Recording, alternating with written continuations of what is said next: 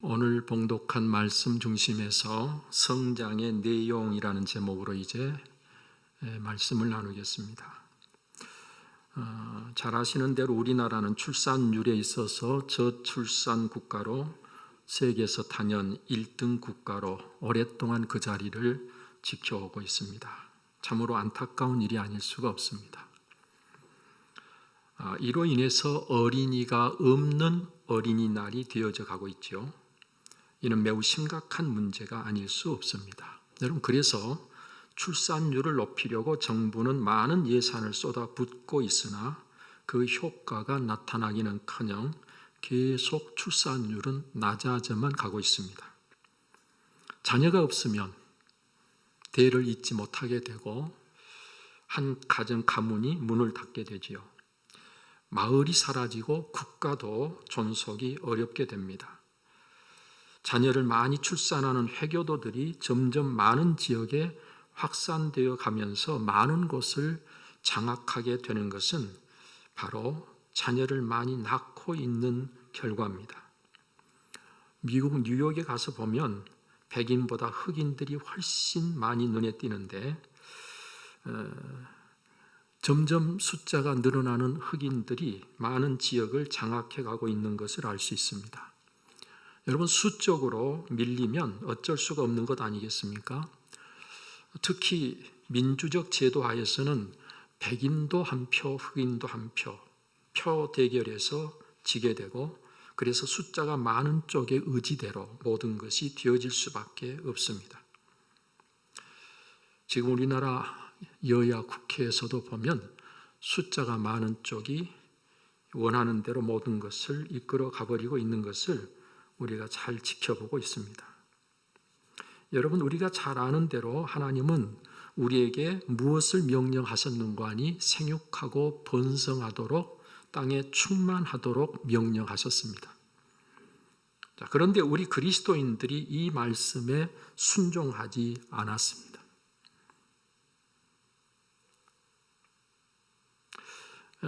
우리나라에 교회가 많고 예수 믿는 사람이 많고 그래서 세계 모든 교회가 한국 교회의 성장과 발전을 굉장히 부러워하고 놀라워하는데, 그렇다면 우리나라가 가장 아기를 안 낳는 저출산 국가가 되면 안 되는 것입니다.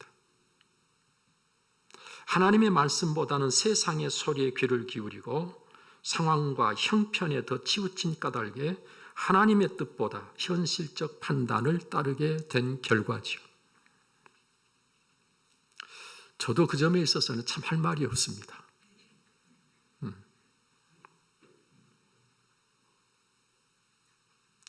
하나님 앞에 회개해야 될 부분이 아닐 수가 없어요.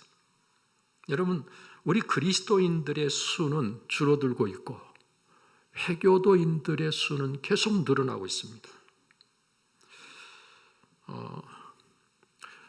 이렇게 계속 가다 보면 결과가 어떻게 되겠어요? 오늘 우리는 하나님 앞에 저와 여러분들이 생육하고 번성하라고 하는 말씀에 순종하지 못한 부분에 있어서 회개하고 우리의 자녀손들이라도 이 말씀에 순종할 수 있도록 가르치고 또 그렇게 기도해야 될 책임이 우리에게 있습니다.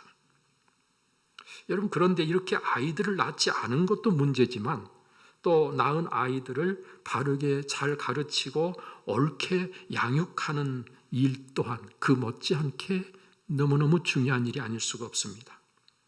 아이들은 태어나자마자 매우 빠르게 자라납니다. 그리고 아이들은 자라가는 과정에서 그때 나이에 맞는 교육과 습관을 갖도록 이끌어 주는 것이 필요합니다. 여러분, 그래서 균형 잡힌 성장을 할 수 있도록 하는 것이 정말 중요한 일이 아닐 수가 없지요. 교육에는 가정교육도 있고 학교 교육도 있고 사회 교육도 있고 교육의 장들이 있습니다. 여러분, 그런데 그 모든 교육의 장 중에서 가장 중요한 것은 가정교육입니다.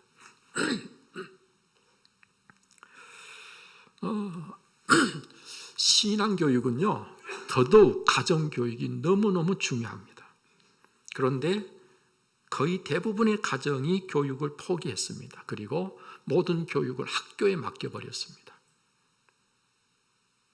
이렇게 학교에 맡겨진 교육 어떻게 됐습니까? 학교 교육마저 처참한 상황이 되어버리고 말았습니다.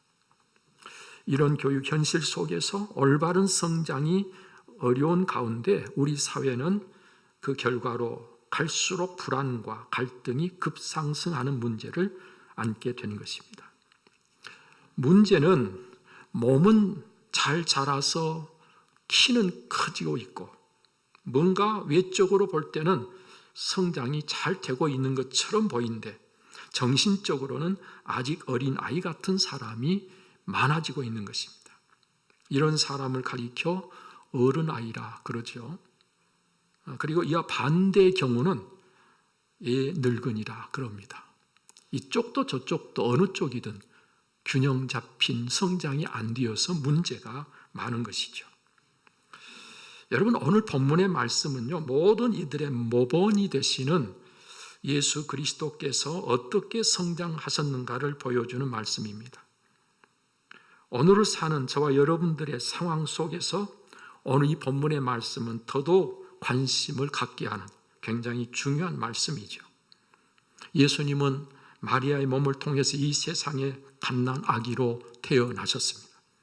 그리고 우리와 똑같이 자라고 자라서 성장하셨습니다. 그래서 성인이 되신 것입니다.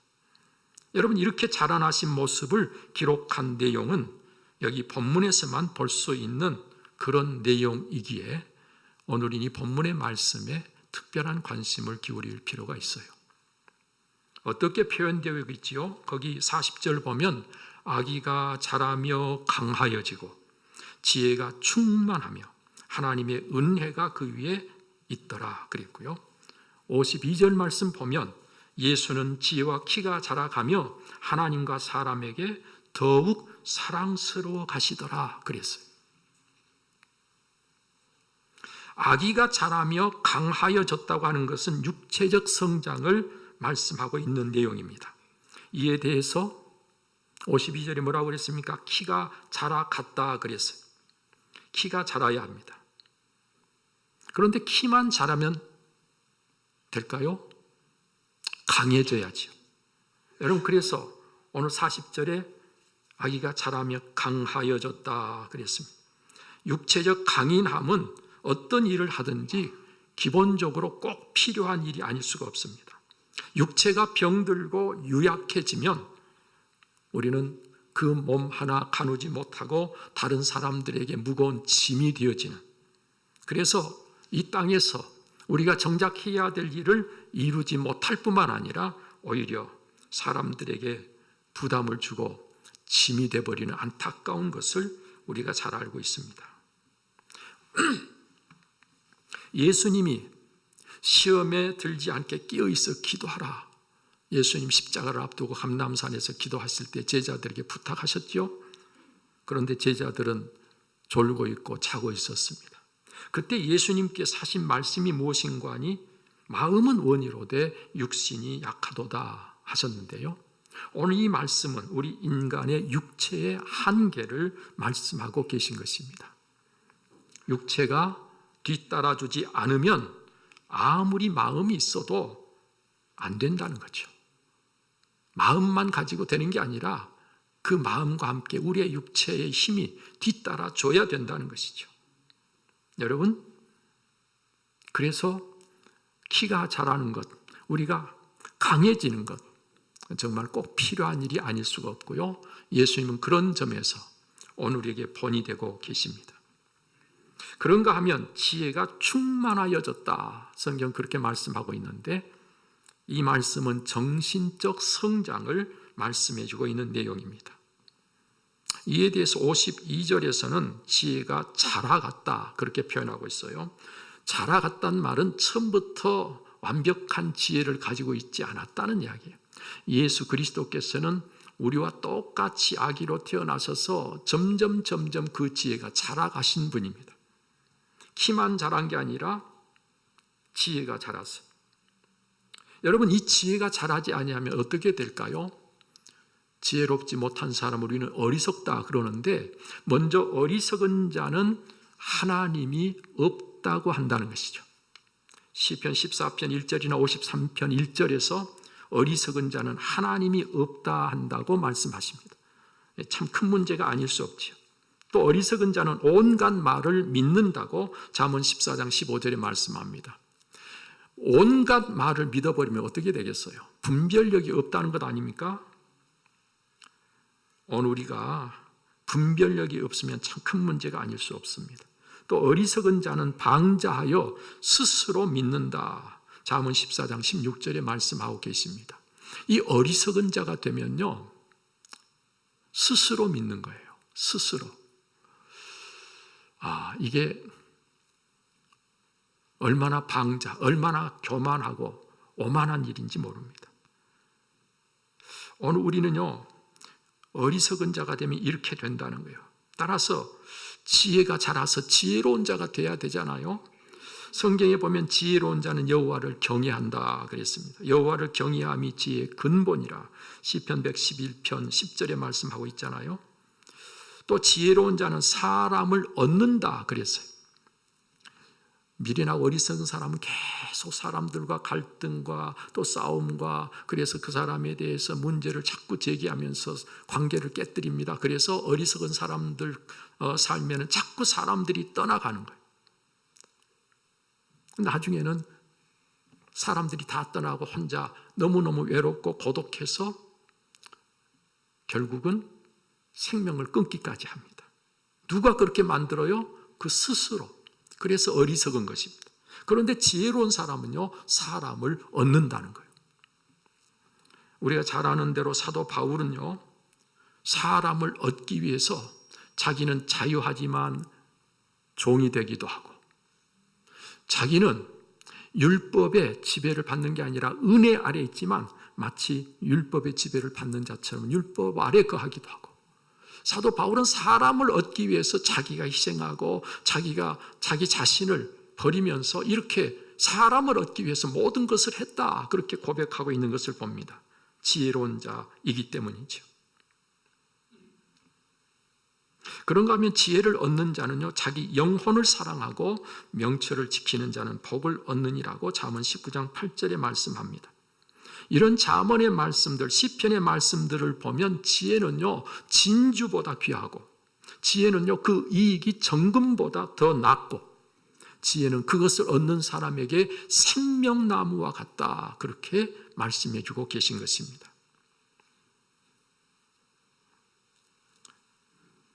여러분들의 지혜가 자라고 자라서 이렇게 지혜로운 사람으로 여러분들의 삶이 복되어질 수 있기를 축복합니다. 그런가 하면 하나님의 은혜가 그 위에 있었다. 오늘 성경에 그렇게 말씀하십니다. 하나님의 은혜, 이는 영적인 성장을 표현해주고 있는 내용입니다. 여러분, 요한복음 1장 14절에 보면 말씀이 육신이 되어 우리 가운데 오신 예수 그리스도, 그분을 뭐라고 말씀하신고 하니 은혜와 진리가 충만했다라고 표현합니다. 예수 그리스도는 은혜와 진리가 충만하신 분이다. 사도 바울이 고백한 내용을 보면요, 나의 나 된 것은 하나님의 은혜로 됐다고 했는데, 여기서 사도 바울이 은혜라고 하는 이 표현을 쓸 때 그것은 무엇을 이야기하는가 하니, 자기가 전에는 알지 못해서 자기 생각에 사로잡혀서 자기 뜻대로 하나님을 위해서 일한다고 하면서 예수 믿는 사람들을 핍박하고 그 사람들을 공격하는 데 앞장섰던 자기 자신인데, 이게 육의 사람이었어요. 그런데 부활하신 예수 그리스도를 만난 이후에 그는 육의 사람이 영의 사람으로 바뀌었습니다. 그래서 이제는 자기 생각대로 자기 뜻대로 하는 게 아니라 주님이 원하시는 대로, 주님이 말씀하신 대로, 성령께서 이끄시는 대로 영적인 삶을 살게 된 것입니다. 이게 바로 하나님의 은혜로 됐다라고 말씀하고 있는 거예요. 영적인 변화, 영적인 성장은 하나님의 은혜로 된다고 하는 것을 우리에게 가르쳐주고 있다는 것입니다. 여러분, 우리가 믿는 것도 이 믿음이 은혜로 된 것입니다. 하나님의 선물인 것입니다. 그래야 그게 영적인 거예요. 내가 믿으려고 해서 믿는 것은요, 영적인 게 아니라 육적인 거예요. 그 믿음 가지고는 구원 못 받는 거예요. 하나님께서 믿게 해 주셔야 되는 거예요. 그것을 선물이라 그러잖아요. 은혜라 그러잖아요. 믿음이 선물인 믿음을 가질 때 여러분들은 그 믿음으로 구원에 이르게 된다고 하는 사실을 잊어서는 안 됩니다. 예수님께서는 이처럼 은혜가 그 위에 있었다, 영적인 성장이 있었다라고 하는 것을 우리가 말씀하는 것이죠. 마지막으로 한 가지 52절 말씀에 보면 하나님과 사람에게 더욱 사랑스러워 가시더라 그랬어요. 이것은 관계의 성장을 우리에게 이야기하고 있는 내용입니다. 여러분, 관계적 성장 대단히 중요하죠. 하나님과의 관계, 사람들과의 관계, 오늘 이 관계가 좋아져야 됩니다. 이 관계가 좋을 때 오늘 저 여러분들의 삶이 행복해지는 것입니다. 이 관계가 좋을 때 하나님께서도 기뻐하시는 것입니다. 하나님께서 예수 그리스도를 보내셔서 이루신 구원은요, 하나님과 우리 사이의 관계를 회복시킨 거예요. 그래서 예수님은 화목 제물이 되신 게 바로 십자가를 지신 사건이에요. 그러니까 이 관계를 회복시키고 관계가 좋아진다고 하는 것은 어느 우리의 구원에 있어서 반드시 필요한 가장 중요한 핵심일 수 있어요. 하나님과 사람에게 더욱 사랑스러워 가시더라. 이 사랑스러워 가시더라 하는 이 표현이 그렇게 좋잖아요. 모든 이들이 서로 갈수록 사랑스러워진다면 그 관계가 얼마나 멋지고 복됩니까? 우리의 모든 관계가 그래야 하는 것입니다. 그런데 그렇지 못한 경우가 참 많지요. 갈수록 미워하고 싫어하는 일들이 많지요. 여러분, 그래서 이혼하는 가정들이 계속 많아지고 있습니다. 가정의 달에 우리가 생각해 봐야 될 문제가 아닐 수 없어요. 관계가 결혼하면서부터 점점 더욱 사랑스러워져서 사랑의 관계로 우리가 하나가 된다면 왜 이혼하겠어요?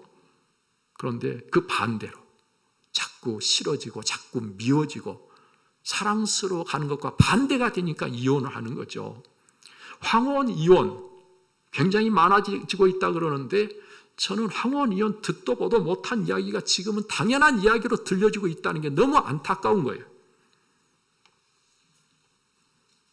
가정의 달 그 첫날 첫 주일에 저는 모든 가정들이 가족 간에 서로 사랑스러워져 가면서 이 좋은 관계로 하나님이 세워주신 가정이 정말 복된 가정이 되어질 수 있기를 축복합니다.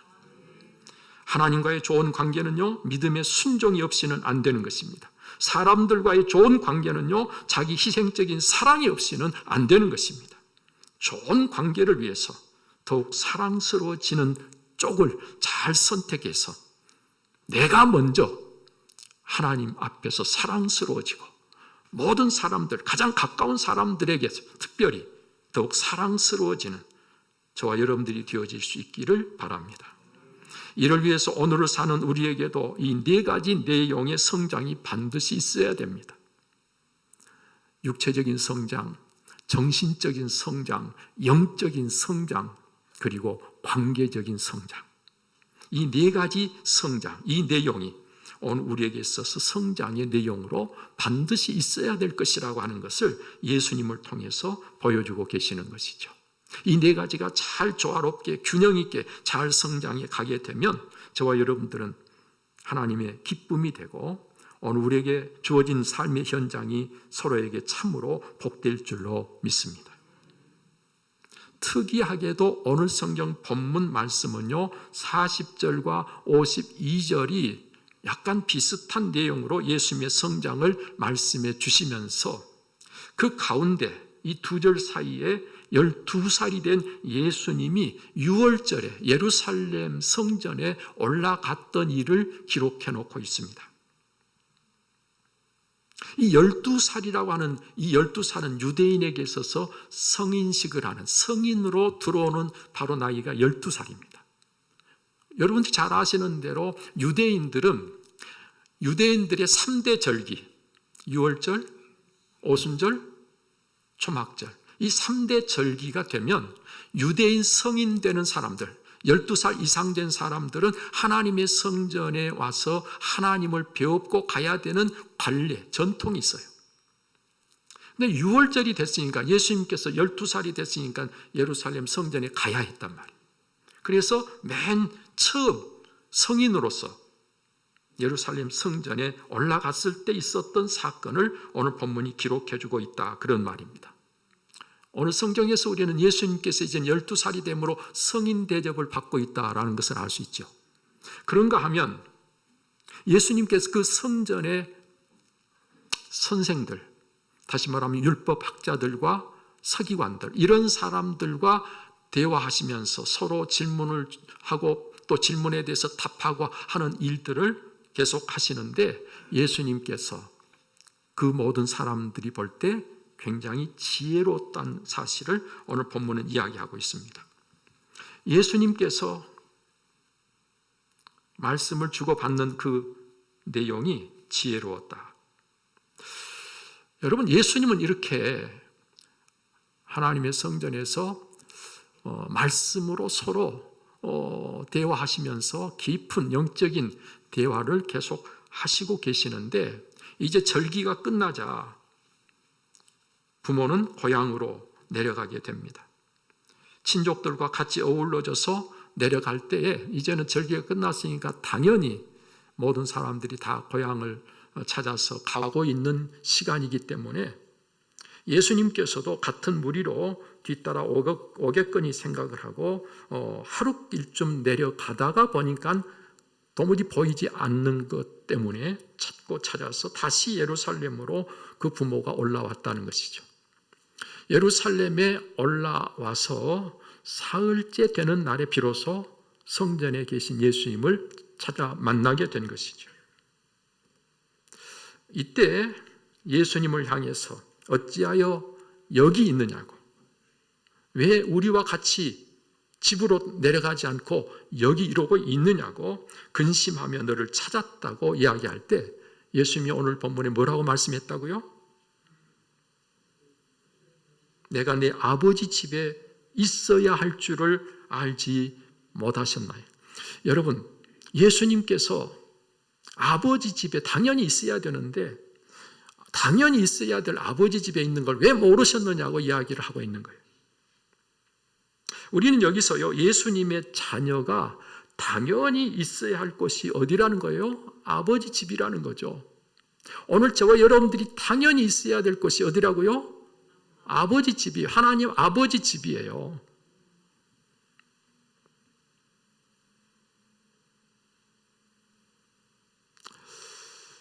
이걸 잘 모르는 사람이 많더라고요. 누구도 몰랐어요? 예수님의 육신의 부모도 몰랐어요. 네, 오늘 우리는 여기 계신 분들은 이 정도는 좀 알고 살았으면 좋겠다 싶어요. 자, 그리고 여기서도 나의 나이만이, 그 예수 그리스도의 나이만이 아니라 영적으로 예수님께서 얼마나 성장해 계셨는가를 우리에게 잘 보여주고 있다, 그렇게 말할 수 있지요. 특히 부모가 동행 중에 있는 줄로 생각하고 하룻길을 간 후에야 예수님을 찾았다고 하는 것은 오늘 우리가 우리 마음대로 예단하여서 우리가 미리 생각하고 우리 생각을 믿고 우리 생각을 따르면서 우리는 많은 실수를 하는데, 그게 바로 예수님을 잃어버리고 예수님 없이 살게 되는 결과를 가져올 수 있다고 하는 것을 우리에게 알게 해주고 있습니다. 여러분, 오늘 우리의 모든 판단은요, 내가 경험한 것으로 예단하면 안 됩니다.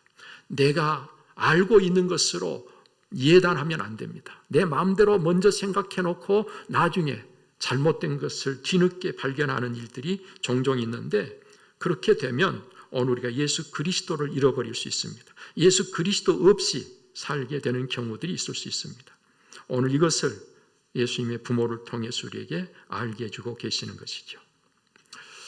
자녀를 키우는 부모는요, 모든 부모들은 한결같이 자녀들이 잘 성장해 가는 것을 보기를 원하십니다. 여러분, 그래서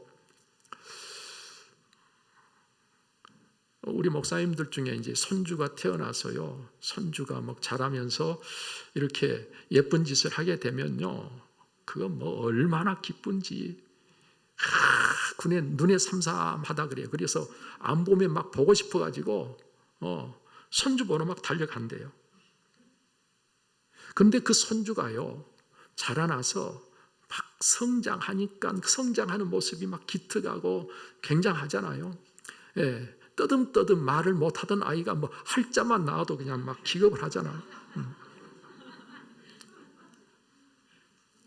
이 성장하는 것이 보기에 얼마나 기쁜지. 그래서 남의 아이들보다 우리가 조금만 내 아이가 빠르게 성장하는 게 보이면요, 막 얼마나 자랑을 하는지 모르. 이게 그렇게 기쁘고 좋다는 거죠. 여러분, 우리 하늘 아버지께서도 저와 여러분들을 보실 때 오늘 우리가 영적으로 이렇게 성장해 가는 모습을 보면 얼마나 기뻐하시겠냔 말이에요. 우리를 누구보다도 사랑하시는데. 여러분, 따라서 우리는 반드시 예수 그리스도의 장성한 분량에까지 날마다 순간마다 자라고 또 자라서 성장해 가는 것이 오늘 우리가 하나님의 기쁨이 된다는 사실을 잊지 마시기를 바랍니다. 우리는 육체적인 성장에는 그것이 눈에 띌 만큼 관심거리가 되지만 영적인 부분은 잘 보이지 않기 때문에 소홀히 하기가 참 쉽지 않습니까? 그래서 육체적인 성장에는 많은 신경을 쓰면서도 영적인 성장은 소홀히 하는 일들이 많아서 부모들이요, 이 자녀가 자라서 막 새 옷을 갈아입혀야 되고 새 것을 사서 지금 입는 것이 작아가지고 다른 옷을 사야 되는 그런 상황에서는 그것을 막 굉장히 기뻐하고 뭐 좋은 옷 사주는 건 뭐 하나도 아깝지 않게 생각하고 사주는데 영적으로 성장하고 있는가에 대해서는 아무 관심이 없다는 게 안타까운 일이 아닐 수가 없어요. 그 중요성을 우리가 따진다고 한다면 우리는 특히 영적인 성장에 더 깊은 관심을 가지고 더 많은 투자도 할 줄 아는 그런 부모가 돼야 되지 않겠어요? 그런데 사실은 영적인 부분의 일은 우리의 노력으로만 되는 것이 아닙니다. 하나님의 은혜가 먼저 있어야 돼요. 그 은혜가 있지 아니하면 우리의 노력만으로는 허사가 되는 것입니다. 우리의 자녀도 그렇고 우리 자신도 그렇고 영적인 성장을 위해서는 하나님의 은혜가 있어야 돼요. 은혜는 물 흐르듯이 어떤 자에게? 항상 겸손한 자에게 자세를 낮추고 겸손해질 때 하나님의 은혜가 임하는 거죠. 그래서 우리는 우리 스스로를 낮추고 무엇보다도 하나님의 은혜를 사모해야 됩니다. 늘 말씀을 가까이 하는 태도와 늘 기도의 좋은 습관을 가지고 오늘을 살려고 힘써야 됩니다.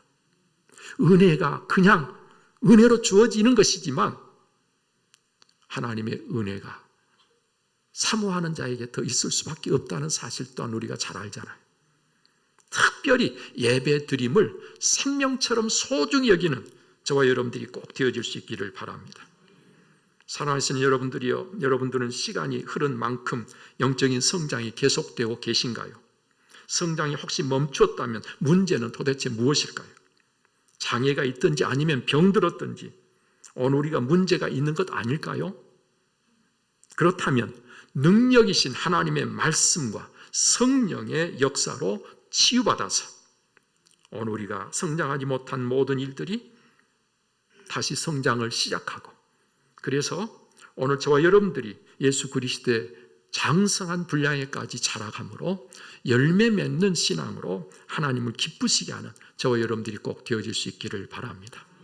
하나님을 기쁘시게 하는 것은요, 내가 하나님의 일을 잘하는 것도 중요하겠지만 내가 하나님이 원하는 사람으로 잘하는 것만큼 하나님이 기뻐하시는 일은 없다.